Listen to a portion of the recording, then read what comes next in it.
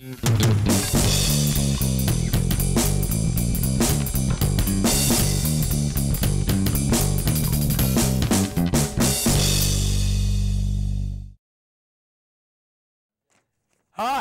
and welcome to a holiday edition of Geno'S Picks. It's going to be a Merry Christmas for you guys if you've been following us lately because we are on fire. Last week, 4 picks, and last week, 4-0. Now that brings us to 34-26, a nifty little 57% on the year, but that is 12-4 over the last 4 weeks. We are robbing people. That's how Daddy got the new jersey. So you can't wait to see our picks this week, right? But first, you know what really grinds my gears?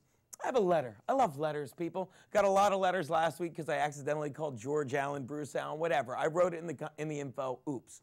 This is a letter from a buddy of mine who books the Letterman show. I sent him one of my tapes, and here's what he wrote about my set. I said, do you think this would work? He wrote, Geno, there is no material in this set you could do on our show. All you are doing is pointing at people and shitting on them. There is no vulnerability. None of your racist, sexist, or irresponsible comments come back to bite you in the ass, and there is no irony. George Carlin made a very important point once saying, you don't tell everyone that you suck, you say we suck, et cetera, et cetera. Have a great holiday. Look, people, I know we all suck, and that's why I use these extreme measures, because you don't remember the moderate stuff. Do you remember the second best blowjob you ever had? Do you remember your third best lay ever? No. Do you remember the fattest chick you ever fucked? Yeah, you can't scrape Rebecca's image out of your mind. That train wreck was disgusting. But you remember, and you learn, and you move forward. And just for that, people, that's what you get this Christmas. Sexist, racist, irresponsible. And now, Geno's picks.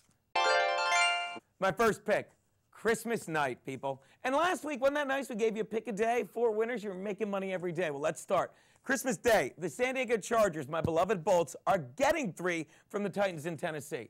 Check your calendar, people. It's December. The San Diego Chargers have won 17 straight December games. The last time they lost in December, Schottenheimer was coach, Drew Brees was quarterback, and Tiger Woods was only fucking 1 white woman. He's fucking 14 white women now, and every single man on the PGA Tour. No one's going to be watching golf. But people will be watching this game on Christmas, and let me tell you, the Chargers are playing great. Tennessee's a good team, but they're not good enough to take on the Chargers. Take the Bolts and the 3. My next pick, the Cowboys are giving 7 to the Redskins in D.C. Yeah, I know, home dogs, blah, blah, blah. But the Redskins are the doggest of dogs. Look no further than that play at the end of the half this past Monday night when Zorn calls a fake field goal. The Giants catch him, call timeout, and he goes right back and he calls it again. Are you retarded? That's dumb. You have no idea what you're doing, and you shouldn't. Because the Redskins basically have hired Shanahan, and they're acting like that's not going to affect Jim Zorn. Once you put it out there, you have to address it, or it just gets more awkward. It's like this Christmas if you were to get your mother-in-law lingerie, and then when it got real awkward, you try and cover it by being like, oh, there's a mix-up. They were supposed to be crotchless. Creepy? I know. People, let me tell you, speaking of crotchless, there's no crotch in Washington. The Cowboys are going to kill them. Take the Cowboys, lay the 7. Which brings me to my lock of the week, or as I like to call it, the 3rd pick of the show. The Eagles are giving 7 to Denver in Philly.